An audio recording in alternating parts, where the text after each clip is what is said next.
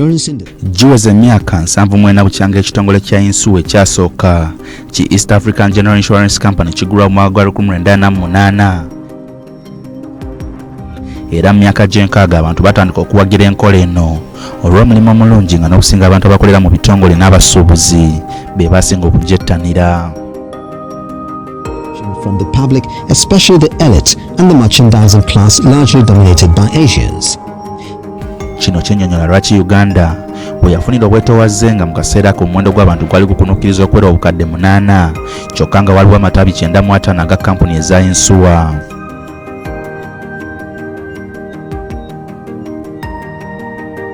Wabula myaka g'79 waliwo nabe mu bitongole ebigaba Yinsuwa oluvannyuma lwe yali omukulembeze Idi Amin Dada okugoba bannamawanga ate nga kinogaanyizibwa nti be bali basinga okwettanira n'okulaakulanya enteekateeka eno awamu n'okukyusibwa kw'ensimbi ezaali zikozebwa mu mwaka gwa 1987 kyakosa nnyo okusingira ddala abantu abalina Yinsuwa ku bulamu.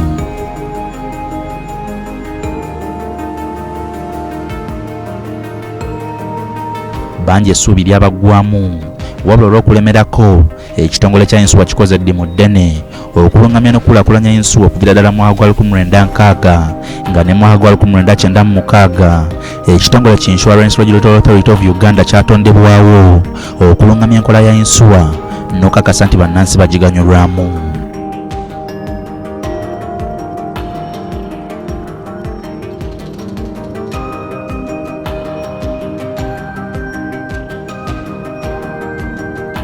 The establishment of a regulatory body from the desk office in the Ministry of Finance to establishing an independent. Okulondebwawo kwa IRA kuyambye nnyo okulungamya omulimu guno era abantu bangi baganyuddwa. Really shaped the direction of the industry. Era n'amateeka gano gayambye abantu okumanya ekiddako singa wabaawo ekitatambudde bulungi.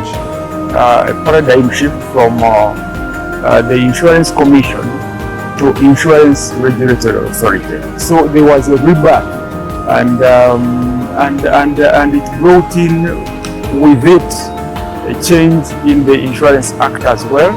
So you had a change from Insurance Commission to Insurance Regulatory Authority, and then thereafter the Insurance Act, it was the Insurance Act of 2011 at the time, it was also overhauled. It was overhauled so as to meet the international standards, the international core principles. In addition to that, in 2020, various regulations were put in place to operationalize the Insurance Act. So all these, because at the end of the day, once you have a well-supervised and well-regulated industry, it means that people are going to operate in an environment which is stable, where there is predictability, where people know that in the event that something happens to this insurer, you have a fallback position, where you know that if there is a claim, you know where to go. So all this really has enhanced the growth of the industry.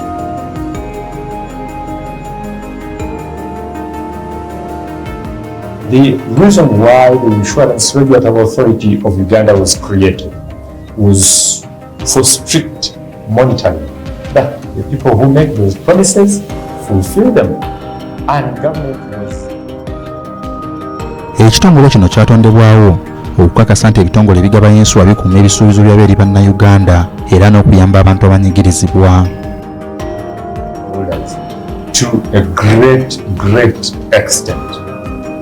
That act also safeguards that the insurance companies should not be allowed to collapse.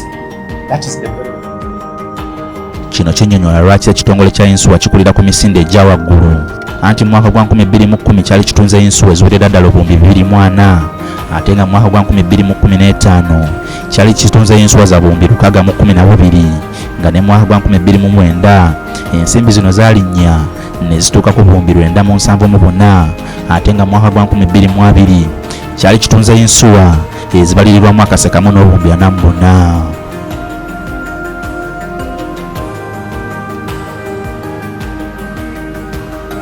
ngeri yemu ekitongole kya Yinsuwa kyasasula obuwumbi 184 eri abantu mu mwaka gwa 2015 nga n'oluvannyuma mwaka gwa 2017 ensimbi zino zaalinnye okutuuka ku buwumbi 291 nga mu mwaka gwa 2020 ensimbi ezasasula ekitongole kya Yinsuwa zaawerera ddala obuwumbi 618.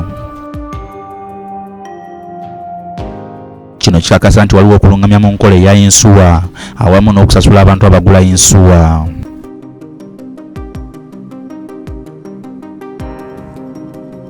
In 2020 first season, I planted like 10 acres of ginat.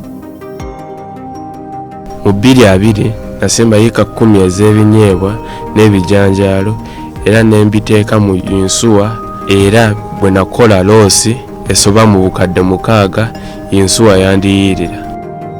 I've made a loss of 6,220,000 which they pay me.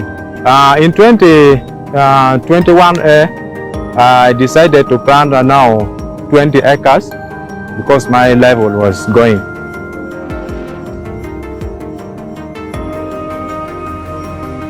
Uganda yatandika okutambuliza ebyenfuna ku by'obulimi nga yeesigama ku birime era kyali kikulu okusuula emirandiro okukuza eby'obulimi era ono y'omu ku balimi abaaganyulwamu.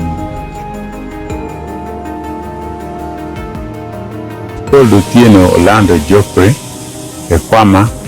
I belong to a group called IRA in Magola sub-county, Toro district. The type of agricultural insurance we have is the weather index and the drought index insurance. Tulina Yinsuwa ku mbeera y'obudde n'ekyeya era tukola loosi singa wabaawo omusana omungi era nze nsasula emitwalo 5 kyokka ne bamba akakadde kamu ng'okundiyirira. So I was supported because I was compensated and I didn't feel it. Ebirala ebigabibwamu Yinsuwa mulimu omuliro, okubbibwa, obubenje bw'emmotoka n'ebirala nga kino kiyambako abantu okusaasaanya ekitono singa babeera mu kaseera ak'okusoomoozebwa. For life insurance, way back when I was saving, when I had that policy, I was paying 100,000 per month. 100,000 per month per child. I was paying for 2 children, the young ones. I was paying. Ku life insurance nali nsasula emitwalo 10 buli mwezi ku buli mwana. Era ng'okumala emyaka 12 banziriza ensimbi zino era zinnyambyeko. And when it matured, I was paid the money. I am still alive. Some people insure because they may get, death is actually normal. Anyone can die. Enkola eno osobola okugifuna ng'otuukirira kampuni ya Yinsuwa ng'oyita mu banka oba ng'okozesa omutimbagano. Kyandibadde kirungi okusaasaanya ensimbi ng'olina ky'ofuna naye abaffe bw'osasulira Yinsuwa ofuna ki? When I was in school, I used to hear people having medical insurance. I didn't really understand what it meant. But in 2010, I opted to join medical insurance, and I can tell you I've never looked back. Mu 2010 nasalawo okwegatta ku Yinsuwa y'ebyobulamu kyokka n'okutuusa kati sijula kubanga nfuna obujjanjabi obwetaagisa. Medical insurance. I'm an ordinary Ugandan, and I went to Kampala Hospital, had the best services, and everything was paid for. Uganda yogerwako nnyo mu by'emirimu n'okukola kyokka nga kizibu okukola ne watabawo obutabanguko ku mirimu era wano enkola ya Yinsuwa esobola bulungi okukuyamba.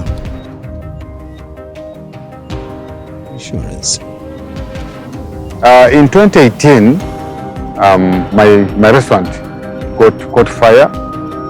By the time I reached the premises, everything had been reduced to ashes. But the good thing is that I had insured my business, I had insured my restaurant, and mu 2018 hoteli yange yajja era nagenda okutuuka nga buli kimu kisaanyeewo naye olw'okuba nali nagiteeka mu Yinsuwa naweebwa ensimbi ezasobola okugizzaawo. And after about a week, the report was out, and I was recommended for compensation. Waliwo ne bizinesi ezimu ezitawaanyizibwa ababbi era mu nkole ne ya Yinsuwa nazo zisobola bulungi okuyambibwa. Way back, we were closed down due to COVID-19. We couldn't work anymore. Artists didn't have money since the economy was down.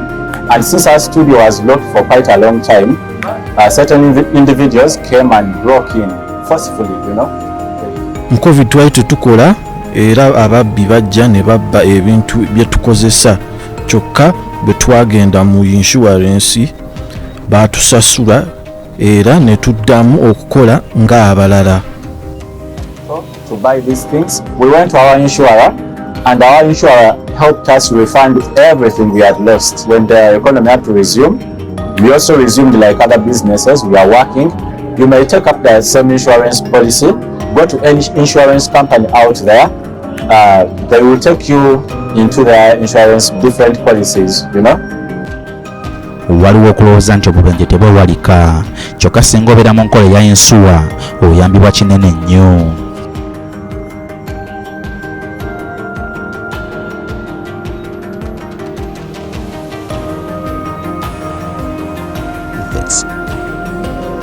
My name is Teddy Sanyu. I live in Namgongo. One afternoon, it was a Saturday afternoon, I was driving. Nali nvuga emmotoka n'entomera embuzi era bwe nategeeza Yinsuwa yange bannyamba okuddaabiriza emmotoka yange era mu wiiki emu nenziramu okuvuga. A big goat with huge horns from nowhere happened to cross the road. I thought quickly, I'm not going to stop because instant stopping meant hurting the people in the car. So what I did, I just hit it and had to stop ahead. Yeah. I decided to come down and call my insurer, and they took me through the claims process. Mukadde kano nga bingi ebisoomooza ate nga n'emirimu tegitambula bulungi, waliwo Yinsuwa eyinza okuyambako abo abakola emirimu gy'obwannannyini.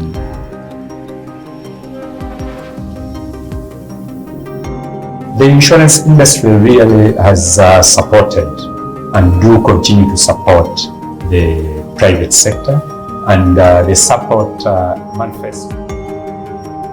Ensimbi esoba mu buwumbi olukagaza ezisasuddwa eri bannayuganda balina Yinsuwa nga bafunye obuzibu era kibayambyeko okukulaakulana. People, their business, and in case of any loss, they are supposed to be reinstated to the positions they enjoyed prior to the loss or any destruction. I want also to tell the pessimist that insurance is inevitable for all of us, because just examine the economies which have managed to grow. Insurance is put as a first priority. For us who are growing, we decided to make it as a last priority or as a luxury. I want to confirm once again, insurance is not a luxury, but a must have. Tekyewunyisa nti abantu abasoba mu bukadde obubiri be balina Yinsuwa mu Uganda. Era nga mu kaseera k'emyaka 10 egiyise Yinsuwa ekulidde ku misinde egya waggulu. Era bino ebikola wansi w'okulungamizibwa n'okulambikibwa ekitongole ki Insurance Regulatory Authority.